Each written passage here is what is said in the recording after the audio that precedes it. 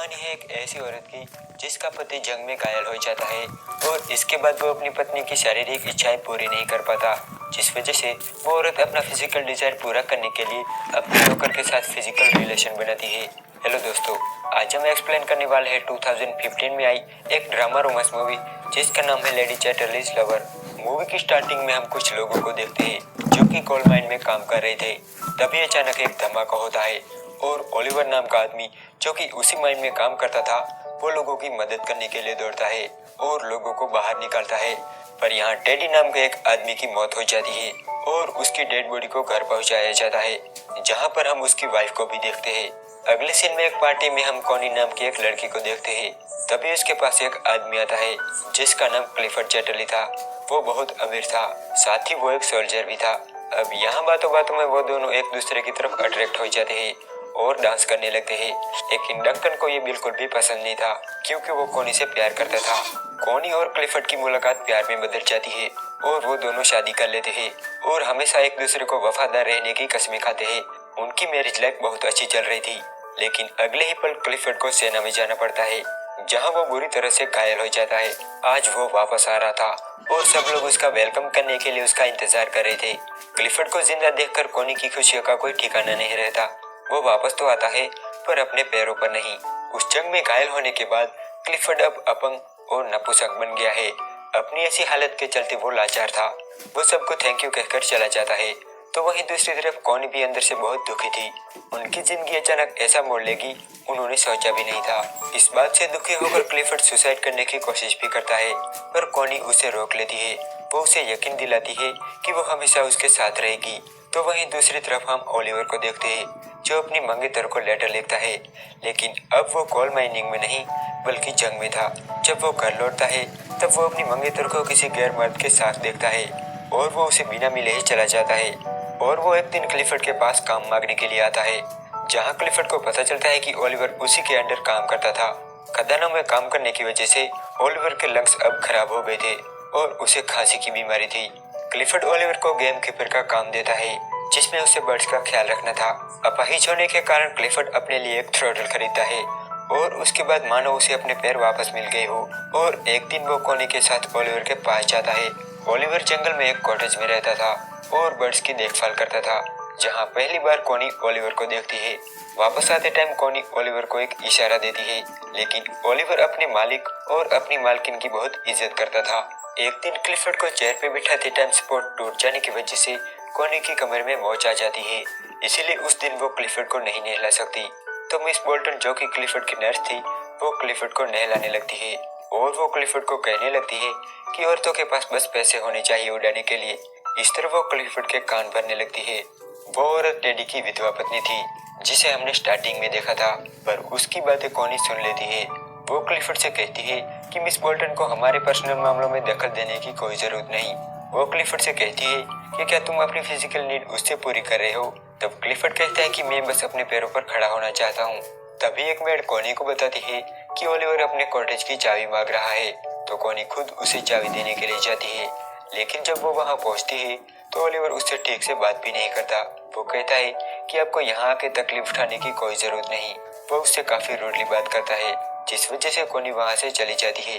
लेकिन दूसरे दिन वो कॉनी को लेटर लिख के अपने उस बर्ताव के लिए माफी मांगता है। तो कॉनी फिर से उसके काम कर रहा है। वो उसके बदन को देखने लगती है, फिर धीरे धीरे उसके पास आती है। कॉनी को आता देख ओलिवर अपनी शर्ट पहन लेता है। वो उसकी बहुत इज्जत करता था। कॉनी को ये जगह बहुत पसंद थी, इसीलिए वो ओलिवर से कहती है कि अब से मैं हर रोज यहाँ पेंटिंग करने के लिए आऊंगी। तो ओलिवर कहता है कि मैं ये जगह आपके लिए साफ कर दूंगा और मैं किसी और जगह चला जाऊंगा। कॉनी कहती है कि तुम्हें कहीं जाने की जरूरत नहीं, तुम हमेशा मुझसे भागती क्यों हो। अब यहाँ कॉनी ओलिवर पे गुस्सा हो जाती है और जाने लगती है, लेकिन तभी बारिश आ जाती है, इसीलिए वो क्लिफर्ड के साथ कॉटेज में चली जाती है, जहाँ आग जलाकर दोनों अपने शरीर को गर्म करने लगे। तब ओलिवर वहाँ से उठ जाता है। वो कॉनी के इरादे समझ रहा था, इसीलिए वो उससे दूर भाग रहा था। कॉनी कहती है कि तुम शर्मा क्यों रही हो। ओलिवर कहता है कि मैं शर्मा नहीं रहा, मैं बस डर रहा हूँ।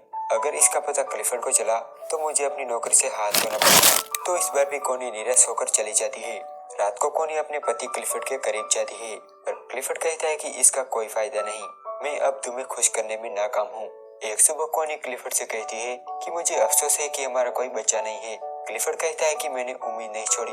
वो अपनी बॉडी में करंट लगवाता है ताकि वो ठीक हो सके, लेकिन इन सब का कोई फायदा नहीं होता।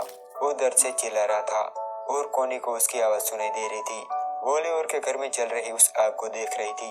जब उससे क्लिफर्ड का दर्द देखा नहीं गया तब वो तुरंत उसे बंद करने को कहती है।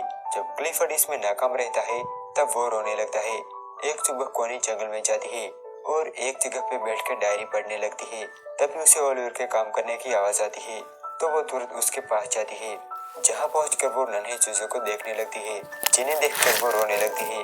उन बच्चों को देखकर उसे अपने बच्चे का ख्याल आता है जो शायद अब कभी पैदा नहीं होगा।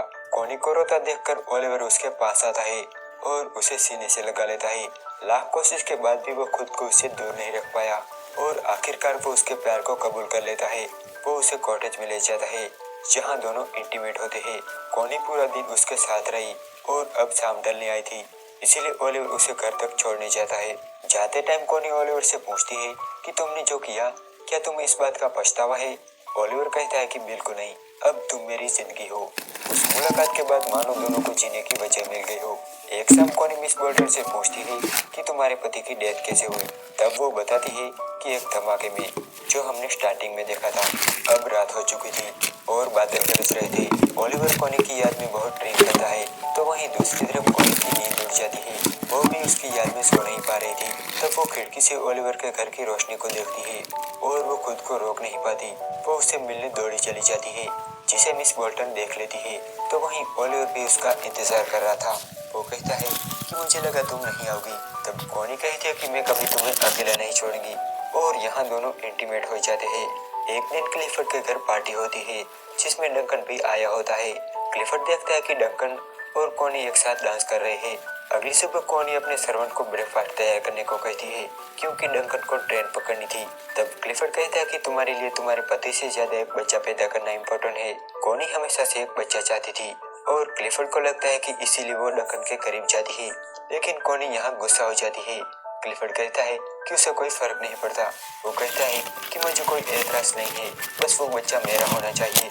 इस बात से गुस्सा होकर वो ओलिवर के पास चली जाती है और उसके साथ इंटीमेट होती है। एक दिन उसे पता चलता है कि वो प्रेग्नेंट है तो वो ये खबर क्लिफर्ड को देती है तो क्लिफर्ड बहुत खुश होता है। वो उस आदमी का नाम पूछता है पर कॉनी उस आदमी का नाम नहीं बताती।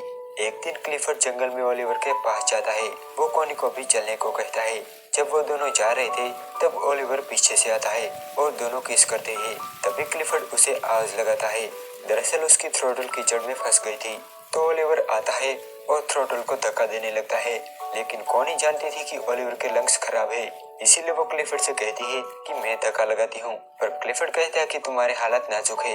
ये सुनकर ओलिवर को लगता है कि कॉनी ने सिर्फ एक बच्चे के लिए उससे रिलेशन बनाया था। इस बात से गुस्सा होकर ओलिवर जोर जोर से थ्रोटल को धक्का देने लगता है। कॉनी क्लिफर्ड से कहती है कि उसे रोको, वो खुद को चोट पहुंचाएगा, लेकिन वो उसकी बात नहीं सुनता। वो फिर से उसे कहती है कि वो मर जाएगा। ओलिवर क्लिफर्ड की थ्रोटल बाहर निकाल देता है और खांसता हुआ अपनी कॉटेज चला जाता है। कॉनी क्लिफर्ड से कहती है कि घर जाओ और डॉक्टर को बुलाओ। ये कहकर वो ओलिवर के पास चली जाती है, जहाँ वो ओलिवर को बताती है कि वो बस ये सब बच्चे के लिए नहीं कर रही थी, वो उससे प्यार करती है। ओलिवर गुस्से में उसे कहता है कि उसने 12 साल तक उनकी खदानों में काम किया और अपने लंग्स खराब किए। उसके बाद उसे जंग के लिए फ्रांस भेज दिया गया। वो कहता है कि मेरी लाइफ तुम लोगों की तरह खूबसूरत नहीं है, अपने पति के पास चली जाओ। एक दिन मिस बोल्टन ओलिवर के कॉटेज में जाती है, जहाँ उसे कॉनी की डायरी मिलती है और उसे कंफर्म हो जाता है कि कॉनी के पेट में पल रहा बच्चा ओलिवर का है। यहाँ क्लिफर्ड के घर आने वाले बच्चे की खुशी में पार्टी हो रही थी। तब मिस बोल्टन क्लिफर्ड को बताती है कि कॉनी के पेट में जो बच्चा है वो ओलिवर का है। दरअसल मिस बोल्टन जानबूझकर ये बात क्लिफर्ड को बताती है क्योंकि वो उससे बदला लेना चाहती थी, क्योंकि उसके ही माइंड में काम करते टाइम उसके पति की डेथ हुई थी। जब कॉनी क्लिफर्ड से मिलती है तब क्लिफर्ड कॉनी से बहुत नाराज हो जाता है तो कॉनी मिस बोल्टन से मिलती है और उससे पूछती है कि तुम्हें ये सब किसने कहा। तो मिस बोल्टन कहती है कि मुझे कुछ भी बताने की जरूरत नहीं, तुमने अपनी लाइफ की जरूरतें पूरी की, जबकि मेरी लाइफ की जरूरतें कुछ और थी। कॉनी को लगता है कि मिस बोल्टन को ओलिवर ने बताया होगा, पर मिस बोल्टन कहती है कि उसने मुझे कुछ भी नहीं बताया। तब कॉनी रोने लगती है वो उसे कहती है कि मैं उसे प्यार करती हूँ और सच्चे दिल से करती हूँ। तब मिस बोल्टन माफी मांगती है। वो उसे कहती है कि जल्दी ओलिवर के पास जाओ वरना आपका पति उसे मार देगा। तो वो भागकर ओलिवर के कॉटेज में जाती है। जहाँ वो देखती है कि वहाँ कोई नहीं था तब वो रोने लगती है। लेकिन तभी वहाँ ओलिवर आता है और कॉनी ओलिवर के गले लग जाती है। इसके बाद दोनों क्लिफर्ड के घर जाते हैं जहाँ कॉनी क्लिफर्ड से डिवोर्स मांगती है पर वो मना कर देता है और ओलिवर को बुलाने को कहता है। जब ओलिवर आता है तब दोनों में काफी बहस होती है लेकिन एंड में कॉनी और ओलिवर क्लिफर्ड को छोड़ के चले जाते हैं। लेकिन जाते टाइम क्लिफर्ड कॉनी को तलाक देने के लिए मान जाता है। कॉनी ने भले ही उससे बेवफाई की थी पर उसने ओलिवर से सच्चा प्यार भी किया था। वो दोनों उसे बहुत दूर चले जाते हैं और यहाँ ये मूवी एंड हो जाती है।